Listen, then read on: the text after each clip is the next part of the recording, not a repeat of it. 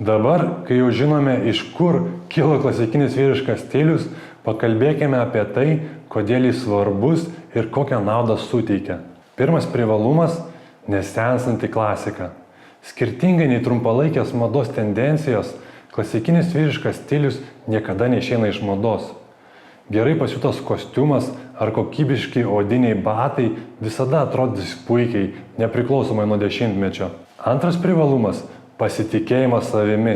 Gerai apsirengus iškart pakyla pasitikėjimas savimi. Kai dėvite drabužius, kurie puikiai tinka ir atrodo nepriekaištingai, jaučiatės labiau užtikrinti ir pasiruošę bet kokiai situacijai, nuo verslo susitikimo iki vakarienės su draugais.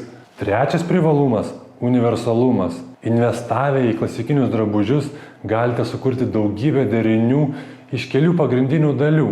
Tamsiai mėlynas kostiumas, balti marškiniai ir loferiai gali tapti tiek formalių, tiek pusiau formalių derinių, pakeitus vos kelias detalės.